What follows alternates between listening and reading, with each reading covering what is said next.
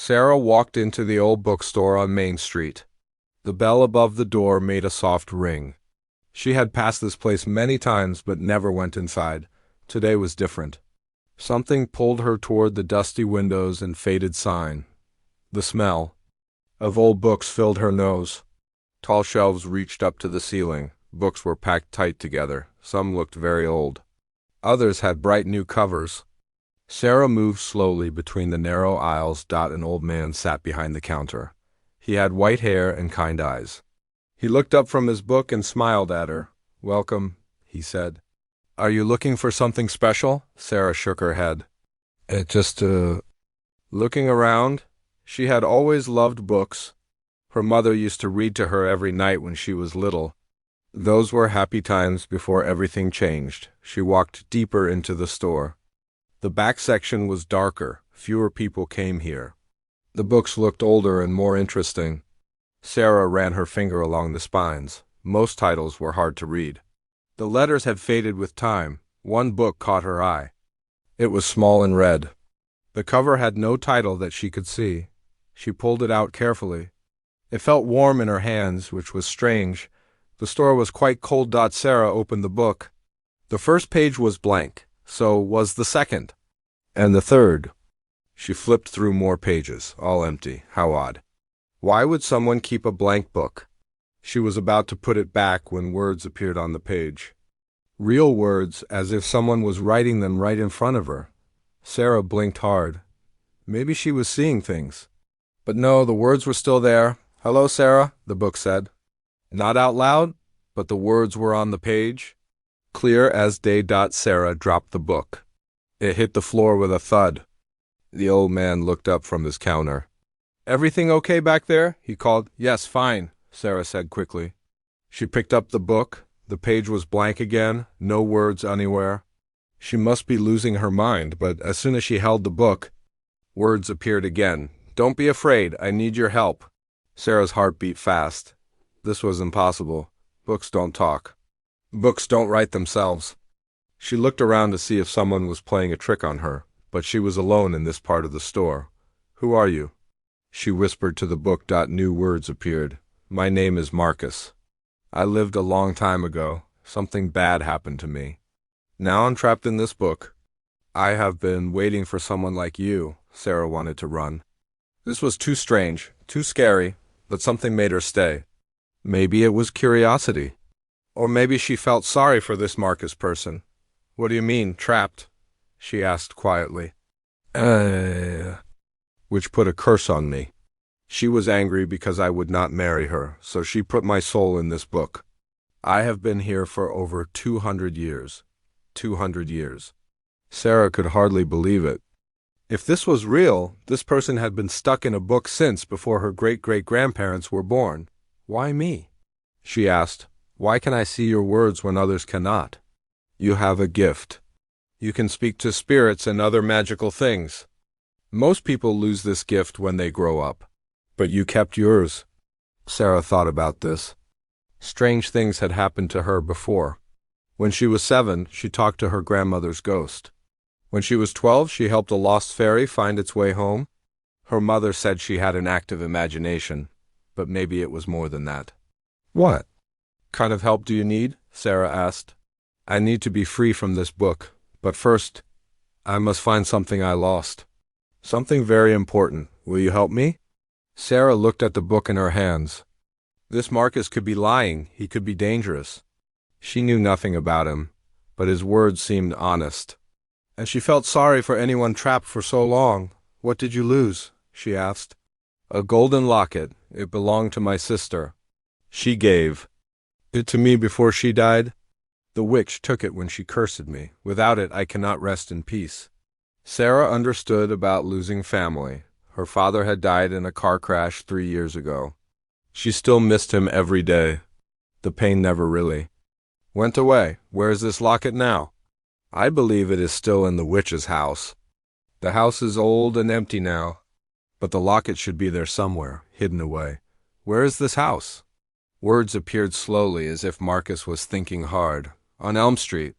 The house with the black fence and dead trees. People say it is haunted, They are right.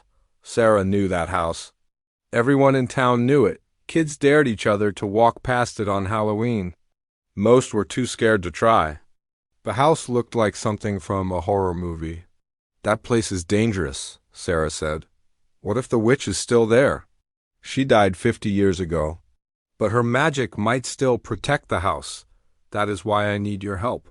Your gift will protect you from her spells. Sarah was quiet for a long time. She could hear the old man at the front of the store talking to another customer. Normal life was happening just a few feet away. But here she was, talking to a book. If I help you find this locket, what happens then? Then I will be free, my soul can finally rest. And you will have done a great kindness. Sarah thought about her father. When he died, she wished she could help him somehow. Maybe this was her? Chance to help someone who was lost. Okay, she said finally. I will help you, but I'm scared. Being scared is normal. Brave people feel fear too. They just don't let it stop them. Sarah smiled a little. That sounded like something her father would say. When should we do this? She asked. Tonight would be best. The house will be empty. And your gift is stronger in the dark. Tonight seemed very soon. But Sarah knew if she waited, she might lose her nerve. How will I carry you with me? Just bring the book. I will be able to talk to you as long as you hold it. Sarah looked at the price tag on the back of the book, $5. She had exactly $5 in her pocket. She walked to the front counter. The old man smiled at her. Find something interesting? Yes, this one. Sarah put the book on the counter. The old man looked at it with surprise. I have never seen this book before. Are you sure you got it from my store? Yes, from the back section. He shrugged and took her money. Well, enjoy your reading. Sarah left the store with the book in her bag. She felt like her life had just changed forever. Tonight she would try to help a man who had been trapped for 200 years. The sun was getting low in the sky. Soon it would be dark. Soon she would find out if she was brave enough to enter the scariest house in town. Sarah ate dinner with her mother that evening. She tried to act normal, but her mind kept thinking about the book upstairs in her room. Her mother noticed she was quiet. Are you feeling okay, honey? Her mother asked. You seem distracted. Fine, Mom. Just tired from school, her mother smiled. Well, don't stay up too late reading. I know how you get lost in your books. If only she knew, Sarah thought. This book was different from any other. After dinner, Sarah went to her room. She waited until she heard her mother watching TV downstairs. Then she took the red book from her backpack. As soon as she opened it, words appeared. Are you ready? Marcus asked. Sarah's hands shook a little. I think so, but I'm still scared. That is wise. Fear keeps you careful. But remember, I will be with you. I have waited 200 years for this chance. Sarah put on dark clothes and her sneakers. She stuffed the book in her jacket pocket. Then she quietly opened her bedroom window. Her room was on the second floor, but there was a tree right outside. She had climbed down it before when she was younger. The night air was cold. Sarah climbed down carefully. Her feet touched the ground without making noise. She looked up at her house. Her mother's TV was still glowing in the living room window. Sarah walked through the quiet streets. Most people were inside their homes. A few cars passed by, but no one paid attention to a girl walking alone. She was glad it was dark. Elm Street was only 6 blocks away. As Sarah got closer, she felt the air grow colder. The streetlights seemed dimmer here. Even the trees looked different. Their branches reached out like twisted fingers. Then she saw it. The house at the end of the street. It stood alone, surrounded by a tall black fence. The fence had sharp points on top. Dead trees filled the yard. No grass grew anywhere. The house itself was 3 stories tall. Dark windows stared out like empty eyes. Paint peeled from the walls. The roof had holes in several places. It looked like it might fall down at any moment. Sarah stopped at the gate. Her heart was beating so fast she could hear it. She pulled out the book. I'm here, she whispered. Words appeared immediately. Good. You are very brave, Sarah. Now, we must find a way inside. Sarah looked at the gate. It had a big lock on it. But when she touched the lock, it fell apart in her hands. Rusty pieces scattered on the ground. "Your gift is working," Marcus wrote. "The magic recognizes you." Sarah pushed the gate open. It made a loud screech. She froze, waiting to see if anyone heard. But the street stayed quiet. The path to the house was cracked and broken. Weeds grew. Through the spaces, Sarah walked carefully, trying not to trip. Every step seemed too loud. The front door was huge and made of dark wood. It had a brass knocker shaped like a crow. Sarah reached for the door handle. It turned easily, which surprised her. Inside, the house was completely dark. Sarah used her phone's flashlight. The light showed a long hallway with doors on both sides. Dust covered everything. Spider webs hung from the ceiling. "Where should I look first?" Sarah asked the book. The witch's bedroom would be upstairs. She would have kept her most precious things there. Sarah found the staircase. Each step creaked under her feet. The sound echoed through the empty house. She felt like someone was watching her, but when she looked around, she saw nothing. The second floor had 5 rooms. Sarah checked each one. The first 3 were empty except for dust and broken furniture. The 4th room had been a bathroom. The mirror was cracked into a spiderweb pattern. The last room was different. It was larger than the others. A big bed sat in the center, covered with moldy sheets. A dresser stood against one wall, and in the corner was a wooden chest. "This feels like the right place," Sarah said to the book. Double quotes. "Yes, I can sense something here. The locket is close." Sarah walked to the chest. It was locked, but when she touched it, the lock clicked open, just like the gate. Inside were many strange things: bottles with dried herbs, crystals of different colors, old papers covered with strange writing, but no locket. Sarah searched through everything carefully. She found rings and necklaces, but none of them were golden lockets. "It's not here," she told Marcus. "Keep looking. It must be hidden somewhere else." Sarah searched the dresser drawers. Nothing but old clothes that fell apart when she touched. She looked under the bed.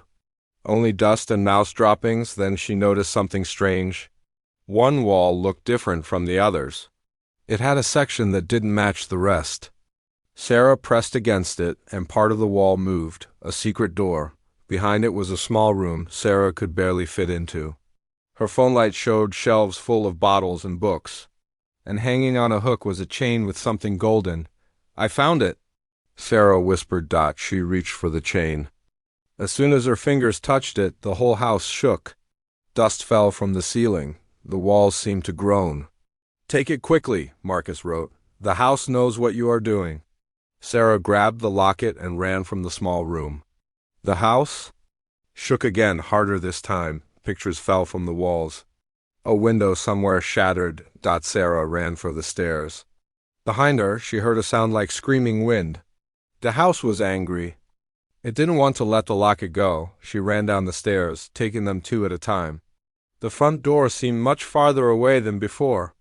The hallway stretched out longer and longer. Finally, she reached the door, but it wouldn't open. Sarah pulled and pushed, but it stayed shut. "The house is trying to trap you," Marcus wrote. "Use your gift. Tell the door to open." Sarah had never tried to command objects before, but she put her hand on the door and said firmly, "Open." The door swung, open so fast it nearly knocked her down. Sarah stumbled outside. The cold night air felt wonderful after the stuffy house. She ran across the yard and through the gate. Only when she was back on the street did she stop to catch her breath. "Are you hurt?" Marcus asked. Sarah looked at the book. "No, I'm okay." "But that was terrifying. You did very well. Now, may I see the locket?" Sarah took it from her pocket. It was beautiful, even after all these years. The gold still shone. On the front was a picture of a rose. Sarah opened it. Inside was a tiny painting of a young woman with dark hair and kind eyes. "My sister Emma," Marcus wrote. "She was the only family I had. This locket was our mother's before that." Sarah felt tears in her eyes. The painting looked so real, so alive. She was beautiful. She was the kindest person I ever knew. When I was cursed, I worried most about losing this. It was all I had left of her. Sarah closed the locket carefully. What happens now? Now I can be free. But first I must thank you. You risked your life for a stranger. That shows a pure heart. The book began to glow with a soft light. The pages fluttered even though there was no wind. Sarah felt warmth spreading through her hands. Sarah, Marcus wrote, you have given me the greatest gift. I can finally rest in peace. The glowing grew brighter. Sarah had to close her eyes. When she opened them again, a man stood in front of her. He looked about 30 years old, with brown hair and gentle eyes. He wore clothes from long ago, but he seemed solid and real. Marcus? Sarah whispered. He smiled. Hello, Sarah. Thank you for everything. But how can I see you? I thought you were trapped in the book. The locket broke the curse.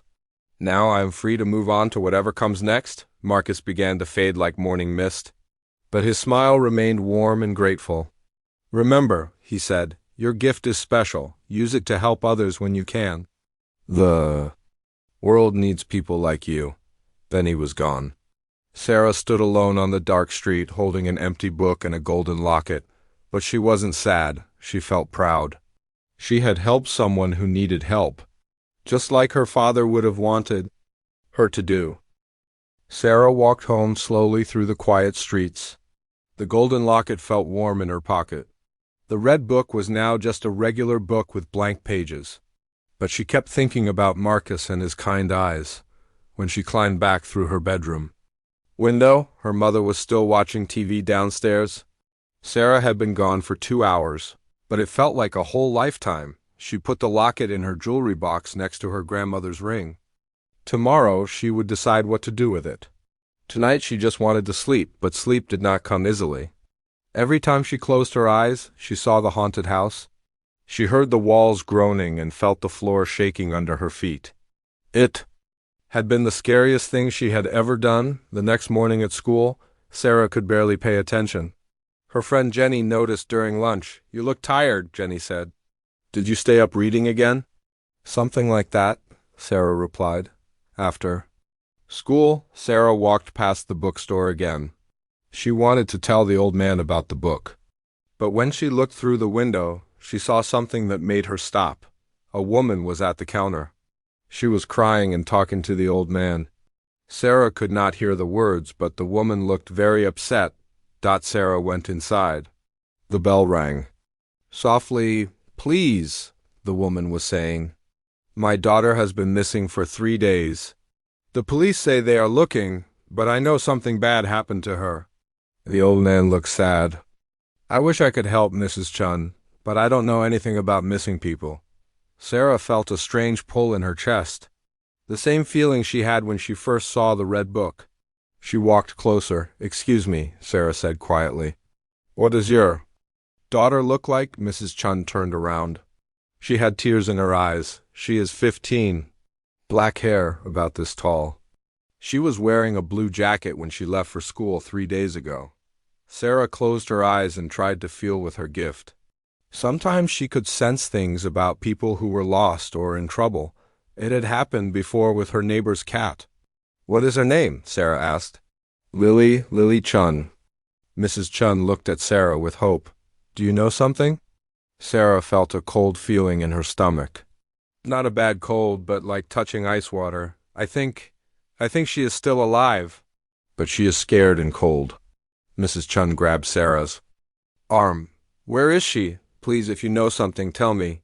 Sarah opened her eyes.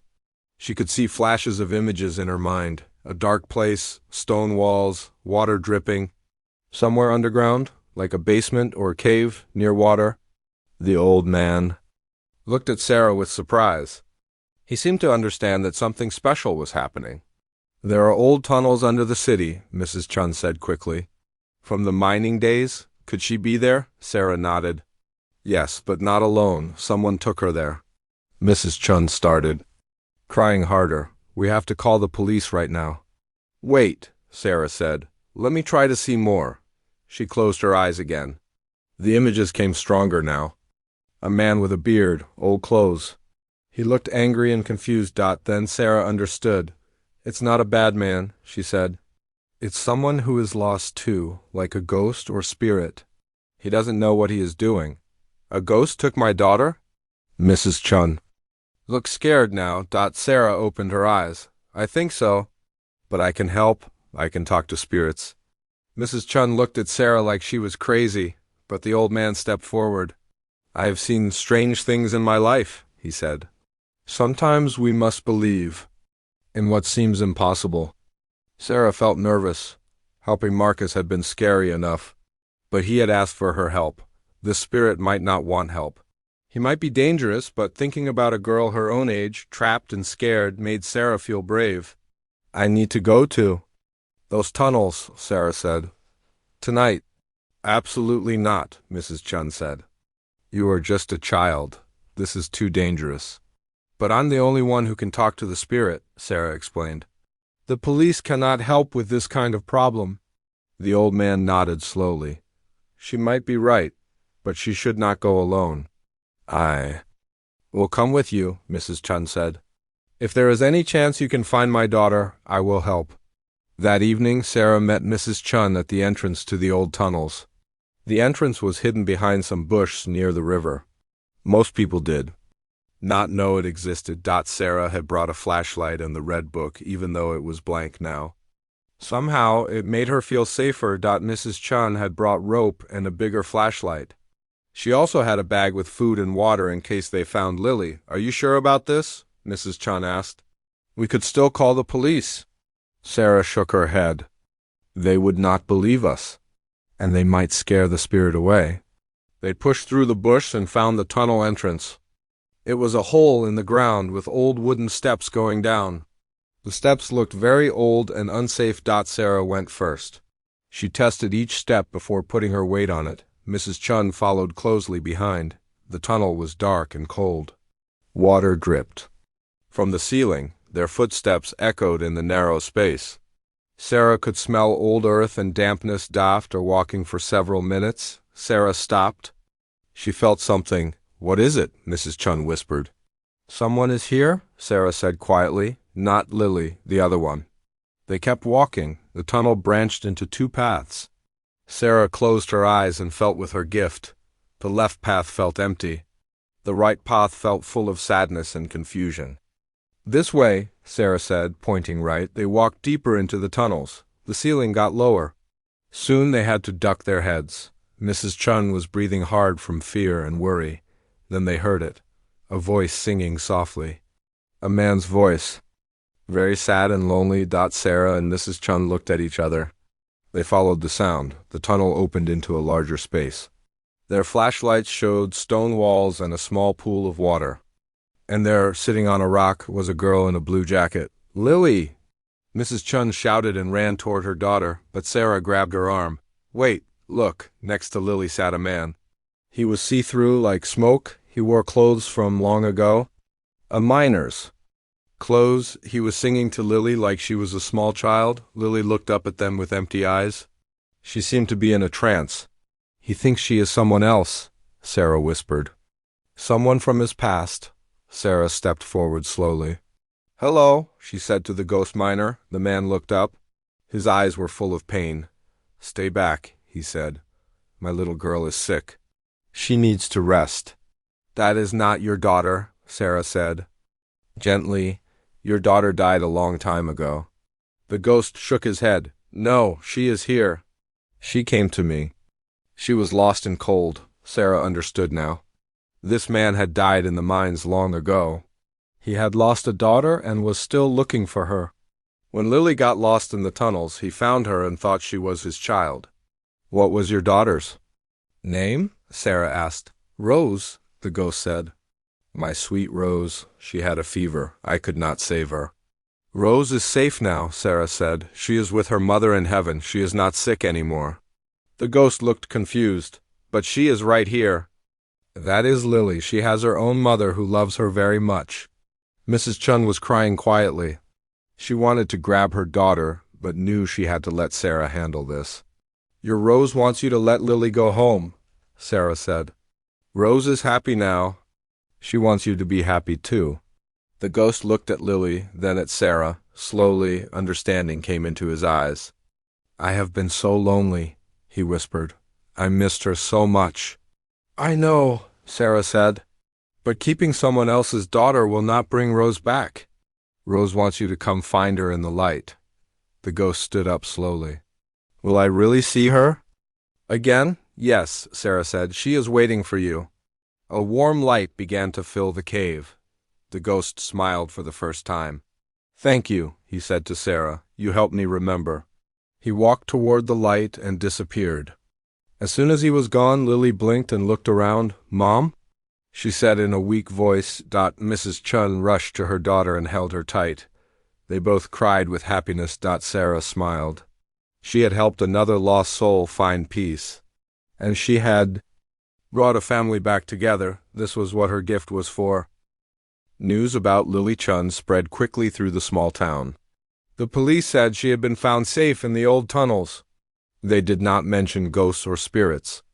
But Mrs. Chen told her friends about the strange girl who helped find her daughter. Sarah tried to keep her life normal. She went to school and did her homework, but people started looking at her differently. Some whispered when she walked by.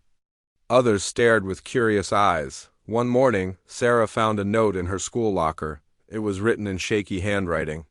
"Dear Sarah, my name is Mr. Peterson. I heard you can talk to spirits. My wife died last year. I think she is trying to tell me something. Please help me. I will wait for you at the park after school." Sarah folded the note and put it in her pocket. She felt scared and excited at the same time. Her gift was becoming known to more people. That could be good or bad. After school, Sarah walked to the park. She saw an old man sitting alone on a bench. He looked very sad. His clothes were neat but old. His white hair needed cutting. "Mr. Peterson?" Sarah asked as she approached. The man looked up. His eyes were red from crying. "Are you Sarah, the girl who can talk to the dead?" Sarah sat down next to him. "I can sometimes." "What makes you think your wife is trying to talk to you?" Mr. Peterson pulled out a handkerchief and wiped his eyes. "Strange things happen in our house. The doors open by themselves. I hear her favorite song playing when no radio is on. Last night, I found her wedding ring on the kitchen table. I had buried her with that ring." Sarah felt the familiar cold feeling in her chest. "What was your wife's name?" "Margaret. We were married for 45 years. She died of cancer 6 months ago." Sarah closed her eyes and tried to feel for Margaret's spirit. Almost immediately, she sensed a presence. A woman filled with worry and love. "She is here," Sarah said softly. "Mr. Peterson looked around. "Where?" "I don't see anything." "She is standing behind the bench. She looks worried about you." Sarah could see Margaret clearly now. She was a small woman with gray hair and kind eyes. She wore a blue dress that looked old-fashioned. "What is she saying?" Mr. Peterson asked. With hope in his voice, Sarah listened to the spirit. Margaret was not speaking with words, but Sarah could understand her feelings and thoughts. "She says you are not eating enough. She is worried you will get sick. She wants you to take better care of yourself." Mr. Peterson started crying again. "She always worried about my health.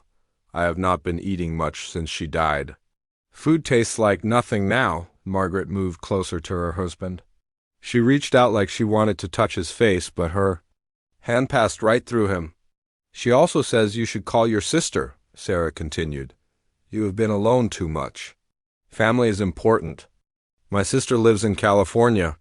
We had a fight before Margaret died. I was too proud to apologize." Sarah felt Margaret's love and concern flowing like warm water. "She says the fight was not important. Your sister misses you too. She wants to help but does not know how to reach out." Mr. Peterson nodded slowly. "Margaret always made peace between us when we fought." Margaret began to glow with a soft light. Sarah knew this meant she was ready to move on. "She has one more thing to say," Sarah told Mr. Peterson. "She says she will always love you, but you cannot join her yet. You still have life to live. She wants you to be happy again." The light around Margaret grew brighter. She smiled at her husband one last time. then faded away. Mr. Peterson sat quietly for a long time. Finally, he looked at Sarah. "Thank you. I feel better now, like a weight has been lifted off my shoulders." Sarah walked home feeling good about helping another person. But when she got to her street, she saw 3 cars parked in front of her house. People were standing on her front lawn. Sarah's mother came outside looking upset. "Sarah, where have you been? These people want to talk to you." The people rushed towards Sarah. They all started talking at once. "My son died in a car accident. Can you talk to him? My grandmother's ghost is scaring my children. Can you make her go away? I lost my wedding ring. Can spirits help you find lost things?" Sarah felt overwhelmed. Too many voices, too many needs. She could not help everyone at once. "Please," her mother said loudly, "give my daughter some space." But more people kept coming. Word had spread that Sarah could talk to the dead. Some people were desperate for answers. Others were just curious. Sarah ran inside her house and locked the door. Her mother followed her. "Sarah, what is going on? People are saying you can see ghosts. Is this some kind of game you are playing?" Sarah looked at her mother's confused face. She had kept her gift secret for so long, but now it was becoming impossible to hide. "It's not a game, Mom. I really can see and talk to spirits. I helped Marcus and Lily and Mr. Peterson. I have always been able to do this." Her mother sat down heavily on the couch. "This is impossible. Dead people cannot talk. Remember when I was little and I talked to Grandma after her funeral? You said it was my imagination, but it was real." Her mother's face went pale. "You said Grandma told you where she hid her jewelry box. We found it exactly where you said. It would be because Grandma really told me. She wanted you to have her rings." Her mother was quiet for a long time. Outside, more people were gathering. Someone knocked loudly on the door. "What are we going to do?" her mother asked. "These people will not leave us alone." Sarah felt tired and scared. She had wanted to help people, but this was too much. She was only 15 years old. She could not solve everyone's problems. The knocking got louder. More voices joined in, all asking for help. "We need to go somewhere else for a while," Sarah said, "until things calm down." Her mother nodded. "My sister lives 2 hours away. We could stay with her for a few days." They quickly packed some clothes. Sarah's mother called her work to say she would be away. Then they snuck out the back door while the crowd was still at the front. As they drove away, Sarah saw more cars arriving. The crowd was getting bigger. "I just wanted to help people," Sarah said sadly. "I know, honey. But sometimes helping others can be complicated." They drove to Aunt Linda's house in the next town. Aunt Linda was surprised to see them but welcomed them inside. "What's wrong?" Aunt Linda asked. "You both look upset." Sarah's mother explained everything. Aunt Linda listened without saying it was impossible or crazy. "I always knew Sarah was special," Aunt Linda said. "Even when she was little, she seemed to see things others could not." That night, Sarah sat in her aunt's guest room and thought about her gift. She realized she needed to be more careful. She could not help everyone who asked. It was too much for one person, but she also could not stop helping completely. Her gift was meant to be used for good. Sarah decided she would only help when she felt strongly called to do so. Like with Marcus, who had been trapped for so long, or Lily, who was in real danger, or Mr. Peterson, who was slowly dying of loneliness. She would learn to say no to some requests. And she would be more careful about who she told about her abilities. The next morning, Sarah called the old bookstore owner. She felt like he might understand her situation. "Hello, Mr. Williams. This is Sarah, the girl who bought the red book." "Ah, Sarah, I heard there has been some excitement in town. Are you all right?" "Yes, but I need advice. My gift is causing problems. Too many people want my help." Mr. Williams was quiet for a moment. Having a special gift is both a blessing and a burden. You must learn to use it wisely. "How do I know when to help and when to say no?" Trust your heart. When someone truly needs help, you will feel it strongly. When people are just curious or want easy answers, the feeling will not be as strong. Sarah understood. She had felt the strong pull to help Marcus, Lily, and Mr. Peterson, But some of the people at her house yesterday had not given her that same feeling. Thank you, Mr. Williams. That helps a lot. Remember, Sarah, your gift is yours to control. Do not let it control you. After 3 days, Sarah and her mother returned home. Most of the curious people had given up and gone away. Only a few letters were left in their mailbox asking for help. Sarah read each letter carefully. Most of them did not give her the strong feeling that meant she should help. But one letter was different.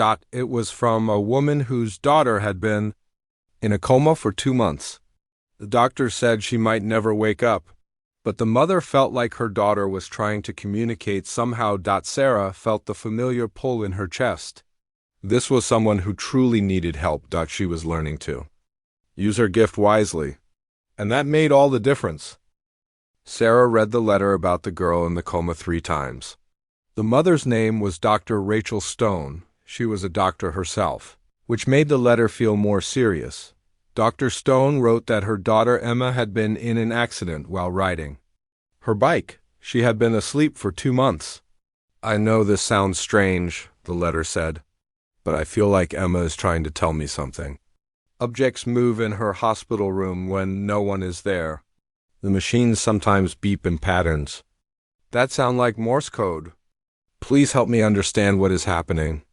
Sarah felt a strong pull in her chest. This was real.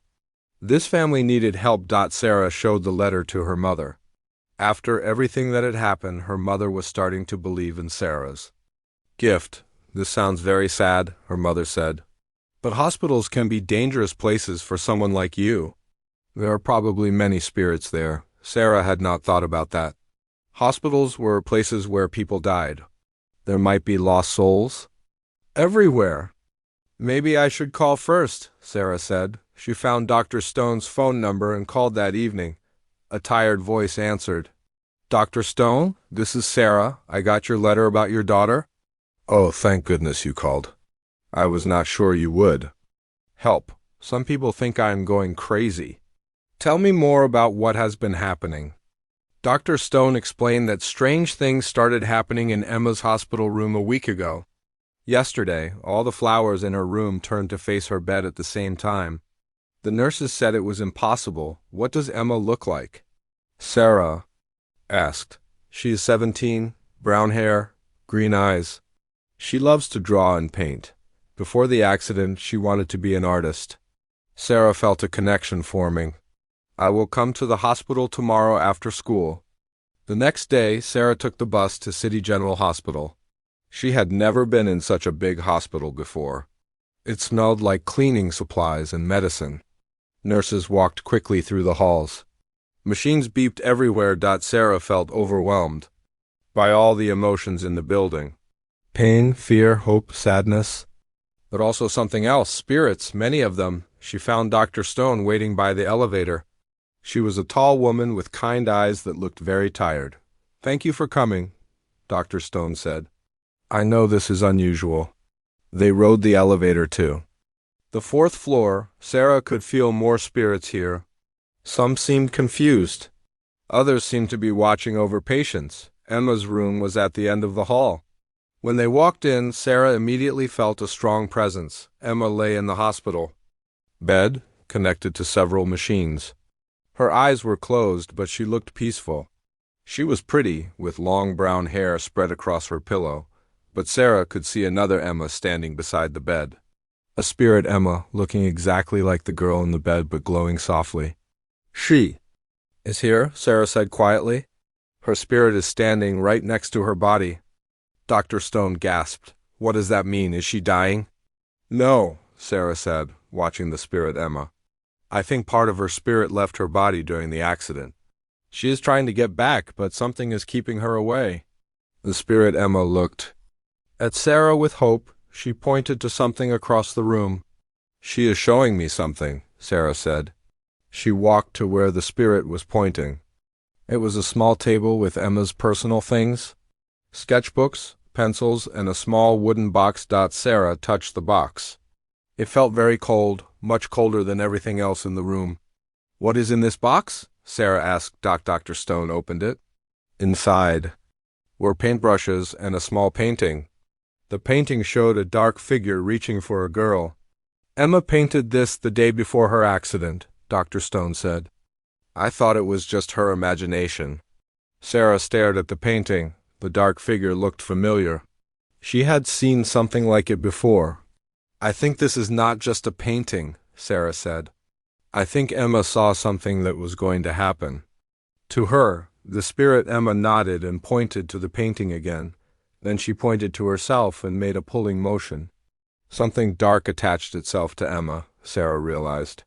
It is keeping her spirit from returning to her body. Dr. Stone looked scared. What kind of something? Sarah closed her eyes and felt around the room with her gift. There, in the corner, she sensed a cold, angry presence. It was not human. It was something else entirely. It is a shadow creature, Sarah said. They feed on life energy. This one has been slowly draining Emma's strength. The shadow creature must have realized Sarah could see it. The room got colder. The lights flickered. Can you make it go away? Dr. Stone asked. Sarah had never dealt with anything like this before. Ghosts were one thing, but this creature was different. It was purely dark energy. The spirit Emma came to Sarah's side. She looked determined, not scared. Emma wants to fight it too, Sarah said. But she needs her strength back first. Sarah walked to the hospital bed. She put her hands gently on the real Emma's forehead. Emma, you need to come back, Sarah said. Out loud, your mother needs you. Your body needs you. The spirit Emma moved closer to the bed. But as she did, the shadow creature moved too. It stretched out dark tentacles toward her. It is trying to stop her, Sarah said. Sarah felt angry. This creature had no right to keep Emma from her life. She thought about Marcus, who had been trapped for 200 years. She thought about the miner who had been lost and confused. All of them had deserved peace and freedom. You do not belong here, Sarah said firmly to the shadow creature. Emma is not yours to keep, the creature hissed. Sarah could not hear it with her ears, but she felt the sound in her mind. Sarah reached out with her gift, but not to communicate. This time, she reached out to push the creature away. Light began to glow around Sarah's hands. The same kind of light she had seen when Marcus was freed. Sarah, what are you doing? Dr. Stone asked with worry. Fighting back, Sarah said. The light grew brighter. The shadow creature pulled away from Emma's spirit. It was afraid of the light. Now, Emma. Sarah called out. The spirit Emma rushed toward her body. The shadow creature tried to block her, but Sarah's light was too strong. It had to retreat to the far corner of the room. For a moment, nothing happened. Then Emma's body took a deep breath. Her eyes fluttered open. Mom? Emma said in a weak voice. Dr. Stone started crying and hugged her daughter. Emma, you are awake. But Sarah was not done. The shadow creature was still in the room, waiting for another chance. Sarah focused all her energy into the light around her hands. You have to leave this place, she told the creature. Go back where you came from. The creature fought against her, but Sarah's will was stronger. She thought about all the people she had helped, all the love and gratitude they had felt. The positive energy made her light even brighter. Finally, the shadow creature gave up. It dissolved into black smoke and disappeared through the window. The room felt warm and normal again. Sarah sat down heavily in a chair. Using so much energy had made her very tired. Is it over? Dr. Stone asked. Sarah nodded. The creature is gone. Emma is safe now. Emma was looking around the room with confused eyes. What happened? Where am I? You had an accident, honey, her mother explained. You have been sleeping for 2 months. Emma looked at Sarah. I dreamed about you. You were fighting something? Dark, you saved me. It was not just a dream, Sarah said. But you are safe now. Over the next few days, Emma got stronger. The doctors were amazed by her recovery.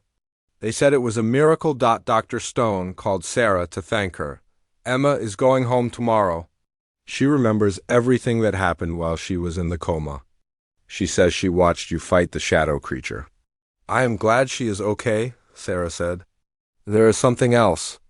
Emma wants to paint a picture for you, to say thank you. A week later, Dr. Stone brought Emma to Sarah's house. Emma was still weak, but getting better every day. She handed Sarah a small painting. It showed Sarah surrounded by bright light with dark shadows running away. "This is how you looked when you saved me," Emma said. "Like an angel." Sarah smiled. She was not an angel. She was just a girl with a special gift. But she was learning to use that gift to bring light into dark places. And that felt like the most important thing in the world.